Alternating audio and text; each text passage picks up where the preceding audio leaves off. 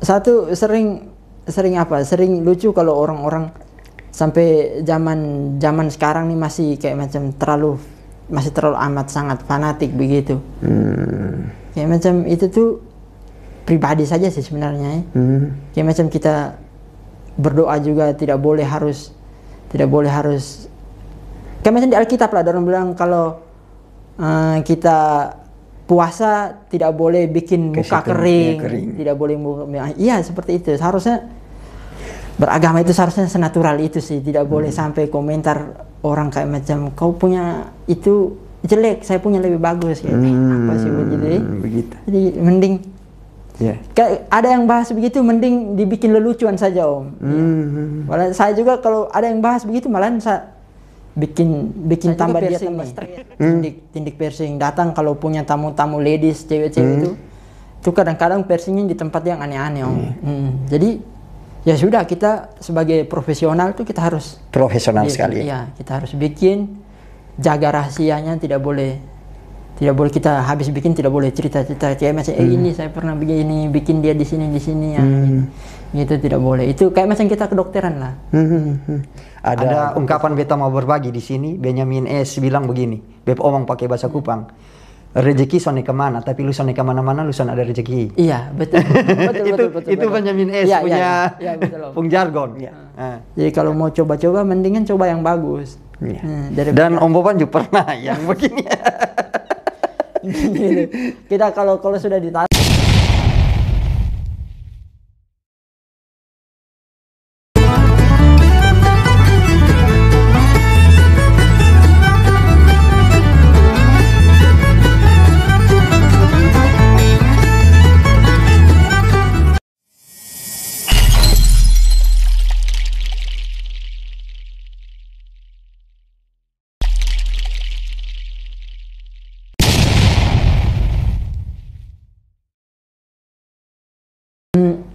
rezeki itu ada saja. Yang pertama saya punya prinsip tuh rezeki itu pasti ada. Tuhan tuh pasti sudah atur. Jadi kalau kita bilang apa cuman tato artis, cuman seorang tukang tato bisa tidak kasih makan. Saya tuh tidak pernah merasa kekurangan Om. Seketika kayak macam 1 bulan saya tidak dapat uang sama sekali. Kita tidak pernah ada yang datang tato. Bulan berikutnya itu pasti ada, bahkan lebih. Gitu. Pas kayak pas begitu dia. Iya, kayak macam bulan lalu tuh kita berhutang toh. Kita utang harus beli ikan di beli garam di kios harus utang. Bulan ini kita tutup. Nah, gitu. Jadi, itu pengalaman hidup yang Kakak Oneng rasakan. Itu rasa sekali. Namanya kalau rezeki itu tidak akan tertukar. Sone lari ke mana? Ada ungkapan beta mau berbagi di sini. Benjamin S bilang begini, beb omong pakai bahasa Kupang, rezeki sone kemana, tapi lu sone kemana-mana lu son ada rezeki. Iya betul. Itu Benjamin S punya pung jargon. Kakak Oneng, berikutnya begini, Kakak Oneng kan dikenal juga di Flores, di Lembata nih aslinya begitu, punya studio di sana dan sudah dikenal lah, ada banyak customer, ada banyak pelanggan. Sampai berpikiran sekarang ini kan ada buka cabang ke Kupang, memperluas atau apa jangkauan, atau ada yang minta request dari Kupang, yang orang Kupang yang mau kepingin tato gara-gara TikTok Kakak Oneng atau ke mana ceritanya? Yang pertama sampai buka cabang di sini tuh karena Maitua orang sini. Nah, Maitua punya rumah di sini, itu yang pertama. Terus yang kedua tuh sering pulang pergi.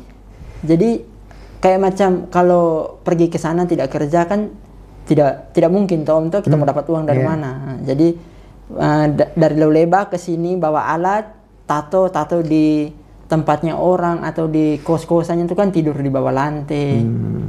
Kan kurang terlalu. Walaupun SOP barangnya paten tapi tidur masih di lantai gitu kan tidak enak kalau kita lihat. Jadi ya punya modal sedikit buka cabang saja lebih bagus. Buka cabang ini tepatnya di mana studio sekarang yang buka? Di Naimata. Kakak Oneng baru buka kapan Kakak Oneng? Baru buka mungkin sekitar belum sampai 1 minggu juga. Jadi planningnya Lembata Kupang. Iya. Sana stay satu tempat tapi tidak janjian. Iya. Kita apa sistem PO. PO tuh apa? Pre-order. Jadi kayak macam saya di Kupang sini, saya punya jadwal tuh di Kupang tanggal 15 sampai tanggal 30 setiap bulan. Kalau di Leba tanggal 1 sampai tanggal 15. Begitu. Jadi suator jadwalnya, suatornya jadwal begitu. Oke, Kakak Oning, kotong lanjut ke topik berikutnya. Kakak Oning sangat aktif di TikTok. Iya, TikTok. Medsos TikTok ya? Sangat Om. Medsos TikTok dan kreatif juga. Apa? Konten produktif juga. Iya. Produktif buat VT, Kakak Oning. Iya. Mulai TikTok dari tahun berapa, Kakak Oning? 2000 berapa ya? Ini sekarang 2023. Kalau main TikTok itu dari tahun 2022 awal mungkin bisa. Tapi kalau mulai booming itu November tahun berapa? 2022 kemarin. 2022. Soalnya mulai bikin story keseharian tuh, video-video keseharian itu tuh mulai bulan begitu. Menyangkut dengan pekerjaan juga. Iya. Kaitan juga dengan pekerjaan. Iya. Dan Kakak Oning beberapa kali balas lewat VT, balas komentar yang netizen ini kan sangat pedas. Dom punya komentar ini sangat pedas dan Kakak Oning balas begitu. Kan banyak orang bilang, kok ngapain? Biar saya dong mau netizen begitu, kenapa sampai balas? Kakak Oning begitu. Kakak Oning sampai memilih, balas kasih dengan video gitu. Topik apa saja Kakak Oning? Itu karena mana? Karena apa ya? Yang pertama tuh waktu itu tuntutan konten juga. Karena memang daripada konten tato terus kan mungkin orang akan bosan juga. Mendingan kita balas komentar, kok buat lucu-lucu, refresh lah, ada refreshingnya. Iya, betul. Kayak macam kita mencairkan suasana begitu. Nonton tato terus kan pasti bosan toh. Jadi sekali-sekali baganggu orang kok apa. Iya. Begitu. Dan satu topik juga Kakak Oning bahas sejarah. Dan itu juga perlu baca. Iya. Kupas sejarah Israel sampai bikin skate peta Israel tuh Kakak Oning. Dan itu Kakak Oning beta lihat Kakak Oning literasinya baca juga sampai bisa mau buat itu harus punya backup data yang ini. Itu karena ini Om, yang pertama tuh itu pengetahuan dasar sebenarnya, pengetahuan dasar agama waktu kita dulu belajar kan pembebasan bangsa Israel tuh kayak kita nonton di filmnya juga, filmnya Musa. Nah, itu pengetahuan dasar. Terus yang berikutnya mungkin soal tahun apa semua kita backup literasi lagi. Kembali baca backup data, internet dengan itu. Kebanyakan internet. Memang kita baca sekarang tuh internet tuh. Iya. Tapi baca manual ini kan potong agak susah baca buku ini. Banyak juga ini blog-blog yang palsu juga. Tapi kalau baca cuma satu blog itu kan tidak bisa, harus banyak sumber yang valid. Iya. Biar kotong dapat yang valid, benar-benar valid. Kakak Oning juga agak menyangkut ke hal-hal yang agama, yang agak beta pikir itu agak sensitif sedikit Kakak Oning. Itu ke mana Kakak Oning? Kalau satu sering lucu kalau orang-orang sampai zaman sekarang nih masih kayak macam terlalu amat sangat fanatik begitu. Kayak macam itu tuh pribadi saja sih sebenarnya. Kayak macam kita berdoa juga tidak boleh harus kayak macam di Alkitab lah, orang bilang kalau kita puasa tidak boleh bikin muka kering. Tidak boleh iya seperti itu. Seharusnya beragama itu seharusnya senatural itu sih, tidak boleh sampai komentar orang kayak macam kau punya itu jelek, saya punya lebih bagus gitu. Apa sih begitu. Jadi mending kayak ada yang bahas begitu mending dibikin lelucuan saja Om. Malah saya juga kalau ada yang bahas begitu malahan bikin tambah dia tambah stres lagi. Oh, ini bentuk reaksi saja. Supaya bentuk reaksi saja dari ini, reaksi. Supaya kau berhenti omong, mendingan kau bikin kau tambah stres, kau panas dan sudah biar semati mampu suka. Jadi begitu. Oh gitu. Kakak Oneng, ini kotong semua masuk segmen terakhir Kakak Oneng. Kakak Oneng. Ya, pertanyaannya, harapan Kakak Oneng, tantangan Kakak Oneng yang Kakak Oneng rasakan di dunia tato artis. Harapan kedepannya kemana? Tantangannya kemana Kakak Oneng? Atau juga closing statement, apa yang Kakak Oneng mau sampaikan di penonton Om Boban channel? Kalau saya harapan yang pertama itu untuk dunia tato artis dulu. Kalau dunia tato artis ini semoga makin jaya lah. Soalnya orang bilang seni tato itu banyak orang yang bilang tidak ada apa-apanya. Tapi kalau kita mau tekuni, kita mau berusaha mati-matian kayak macam dulu kita gambarnya masih standar, kita coba latihan tiap hari. Yang dulunya harga 100 bisa sampai 1 juta gambar yang sama. Seniman. Dia punya karya itu dihitung semakin bagus karya berarti semakin mahal. Makanya kalau kita mau tekuni, uang sekali.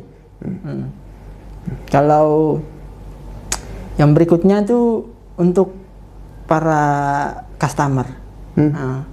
Jadi kalau customer tuh saya menyarankan tuh, ini kan tubuh badan kamu nih, Tuhan sudah kasih di restoran tuh yang bagus. Kalau mau bikin kayak macam tato, piercing atau apa, cari juga yang bagus memang gitu. Karena ini kan permanen. Iya. Satu kali coba-coba itu kan untuk selamanya Iya. Jadi kalau mau coba-coba, mendingan coba yang bagus. Dan Om Boban juga pernah yang begini. Kita kalau sudah ditato tuh mau di laser pun ada bekas, mau di cover pun tidak semua gambar bisa di cover. Iya, seperti itu. Jadi ya untuk customer tuh pintar-pintar milih tato artis saja itu. Yang lainnya tuh aman Dan kebanyakan begini, sentrumnya atau sentralnya kan Bali. Iya, Bali. Ada punya impian, punya harapan satu saat punya studio di Bali. Kalau saya Bali ini saya tidak terlalu minat karena sudah banyak sekali. Kalau kita mau ke sana tuh kita bersaingnya hebat sekali Kalau saya impian satu Labuan Bajo sih. Labuan Bajo. Itu saja. Itu yang impian. Ya. Obsesi yang. Buka studio tato di Labuan Bajo. Sekarang kan Bali dengan Labuan Bajo kan begini. Destinasi wisata yang baru, premium lagi. Itu kan Labuan Bajo tuh. Kalau kita ke Bali sekarang tuh kami ini kan ada ikut komunitas namanya ISC kan, Indonesian Subculture tuh. Indonesian Subculture yang untuk tato artis body piercing. Sekitar 1.700-an kalau saya tidak salah. Itu 1.000 orang itu ada di Bali Jadi kalau kita mau ke sana tuh berarti kita penumpukan. Memang customernya enak karena bule-bule tuh bayarnya kan pakai dolar. Tapi kalau kita ke Bali semua, nanti terlalu rame. Jadi kalau saya tuh Labuan Bajo tuh sudah pas. Itu kalau bikin studio cabang Labuan Bajo terus kalau rame, ya mungkin Leo Leba tuh mungkin bisa tutup juga Iya. Karena kita mau orang-orang yang tato Leo Leba juga kebanyakan dari daratan Flores toh. Orang Leo Leba sendiri tuh jarang. Begitu. Iya. Kakak Oneng, terima kasih sudah mau berbagi cerita di Om Boban. Kakak Oneng tetap berkarya, tetap menjadi orang baik dan menginspirasi. Siap Kak. Menginspirasi NTT, Kupang khususnya Kakak Oneng, dan terus menjadi berdampak bagi lingkup sekitarnya walaupun lingkup itu keluarga kecil. Kakak Oneng. Terima kasih untuk waktunya. Sehat selalu Kakak Oneng. Salam Halek. Salam Kak. Oke.